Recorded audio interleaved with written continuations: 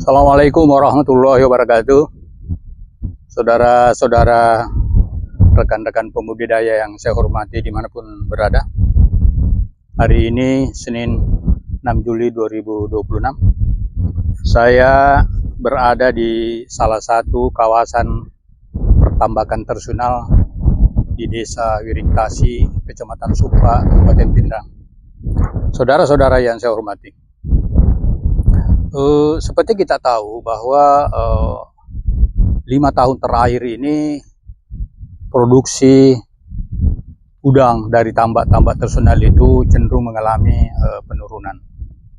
Ini tentu banyak faktor yang berpengaruh, sehingga harus kita melakukan inovasi-inovasi sehingga produksi itu bisa kembali stabil.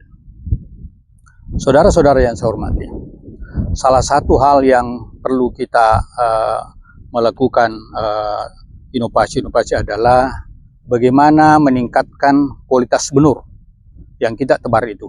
Ya,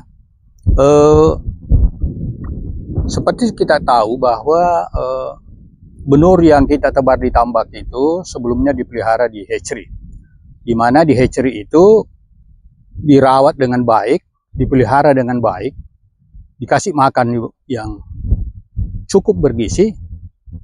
Ya, kira-kira kalau kita andaikan ya seperti dia dipelihara dalam hotel berbintang 3. Nah, kita tahu bahwa kondisi lingkungan di tambak tradisional itu sangat beda jauh dengan yang ada di tambak-tambak intensif. Sehingga sebelum benur ditebar di petak pembesaran itu harus kita melakukan upaya bagaimana kita tahu bahwa di hatchery itu kan tadi saya sudah katakan sistem peliharaannya begitu bagus. Nah, kalau dari hatchery kita pelihara di tambak pembesaran seperti ini, ditebar langsung, nah disitulah muncul masalah. Sehingga seringkali sebenarnya udang yang kita pelihara di tambak tradisional itu hari-hari pertama ya sampai mungkin hari ke-7 itu sudah banyak yang mati. Karena kenapa? Dia kaget. Nah, salah satu upaya yang bisa kita lakukan adalah sebelum kita pindahkan ke petak pembesaran ini apa yang ada di kita lihat sekarang ini adalah petak penggelondongan di dalam petak pembesaran. Ya, ini saya kira ini bukan model baru, sudah lama orang lakukan, hanya memang teknologinya dan beberapa hal perlu kita perbaiki. Nah, benur yang ada di tangan saya ini adalah benur windu, ya. Ini ukurannya sekitar PL12. Nah, kalau kita langsung pelihara di tebar di pembesaran ini, kemungkinan dia belum mampu beradaptasi. Nah, sehingga kita harus gelondongkan di sini. Kenapa harus digelondongkan? Supaya dengan wadah yang terbatas ini, nanti di sini kita pelihara ya, kami target di sini kira-kira ya mungkin sekitar sepekan. Itu pengelondongan itu bisa kita lakukan sampai 1 bulan. Tapi pengalaman kami kalau 7 hari itu ya yang penting dipelihara dengan bagus, dikasih makan proteinnya tidak kurang dari 35%. Kami nanti memberikan pakan di sini kadar proteinnya 40. Kenapa kita gunakan itu? Karena pengalaman kami menunjukkan bahwa dengan kadar protein pakan yang kita berikan itu bisa lebih bagus. Bahkan selama dalam pengelondongan itu, ya, kita akan juga memberikan Artemia. Ini salah satu jenis makanan yang dimakan oleh udang pada saat dipelihara di hatchery. Sehingga dengan memberikan kombinasi pakan buatan dan pakan buatan diharapkan kondisi benur di dalam selama digelondongkan itu bisa lebih bagus.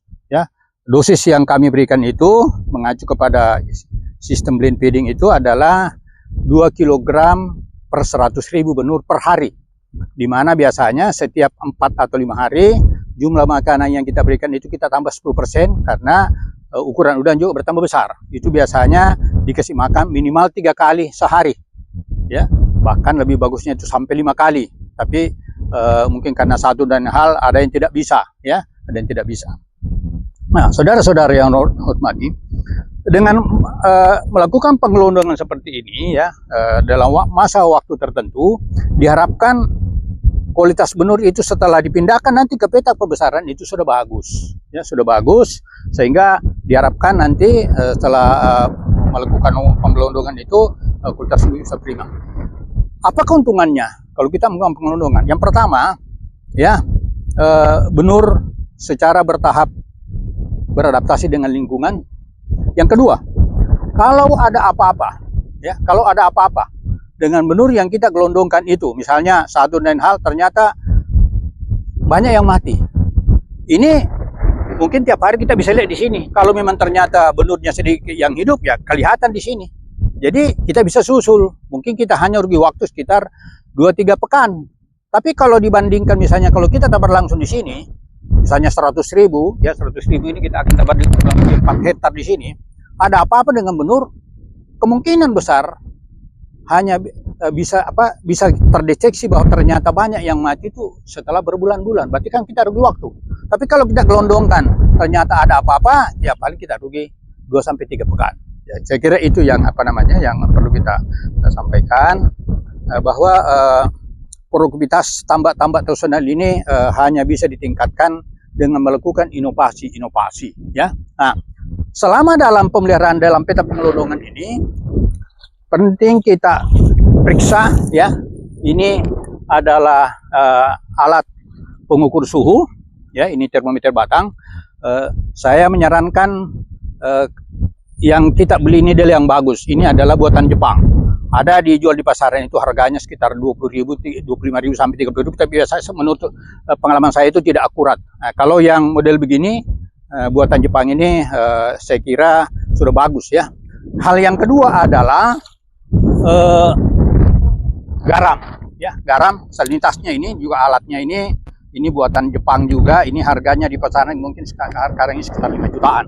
Ini perlu kita kontrol, ya. Perlu kita kontrol salinitasnya, terutama pada saat benur ini pertama ditebar. Ini diharapkan perbedaan garam antara suhu garam di empang ini dengan salinitas di kantong ini diharapkan tidak lebih dari 5 ppt. Kalau lebih dari 5 ppt baru kita harus adaptasikan, ya, adaptasikan. Yang ketiga adalah pH, ya. Ini alat sederhana untuk mengukur, ini harganya mungkin sekitar 500.000. Ini penting juga kita ukur supaya kita tahu, karena pH yang bagus itu sekitar 6,5 sampai 8,5. Kalau ternyata pada saat benur ini mau ditebar pH-nya di bawah rentang itu tadi, sebaiknya harus kita lakukan upaya-upaya perbaikan. Biasanya kita tambah kapur, ya. Biasanya kita pakai dolomit, itu biasanya 50 kg per hektar, ya. Itu juga bagus dilakukan. Yang tak kalah pentingnya adalah oksigen, ya. Oksigen di dalam di dalam tambak ini. Yang bagus itu diharapkan tidak di bawah 5 ppm. Nah, ini penting dikontrol terutama pada malam hari, ya, malam hari. Kalau konsentrasinya biasanya itu menurun sekitar jam 11, ya, 11 malam, karena kalau tambak-tambak sunakan tidak ada kincirnya sehingga tergantung dari pergerakan. Biasanya kalau tidak ada angin, ya, tidak bertiup angin itu konsentrasi oksigen di dalam sini rendah. Nah, itu harus ada upaya-upaya. Biasanya kita kasih menyala, hidupkan itu pompa di situ, pompa alkohol, baru kita semprotkan masuk ke sini. Karena kalau itu berlangsung keseringan nanti bisa mempengaruhi kehidupan benur dalam selama pengelondongan. Saudara-saudara yang saya hormati, ya, banyak hal yang mungkin masih perlu dilakukan, bagaimana supaya produksi tambak-tambak tradisional bisa, ya, ditingkatkan.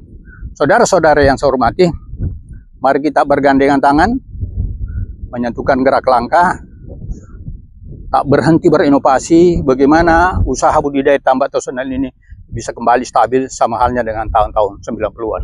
Saudara-saudara yang saya hormati, luruskan niat, maksimalkan ikhtiar,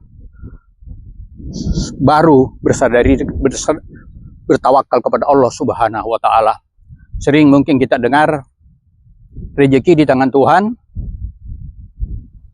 tetapi kalau kita cuma bisa berpangku tangan, tentu juga Tuhan akan angkat tangan. Saya kira ini yang saya bisa berikan. Saya Muhammad Sainong dari Fakultas Perikanan dan Ilmu Kelautan Universitas Muslim Indonesia Makassar sebagai perwakilan dari Shrimp Club Indonesia, Forum Udang Indonesia, Global Quality Standard Program yang biasa disingkat GQSP. Mudah-mudahan apa yang kami lakukan ini sejak 2023 mempelajari bagaimana mengembalikan kejayaan udang windu. Kegiatan ini juga disupport oleh WWF Perwakilan Indonesia. Semoga apa yang kami lakukan hari ini bisa menjadi pelajaran rekan-rekan dimanapun Anda berada. Saya kira itu dulu yang kami sampaikan. Wallahu waliyu taufiq wal hidayah. Wassalamualaikum warahmatullahi wabarakatuh. Semangat saudaraku!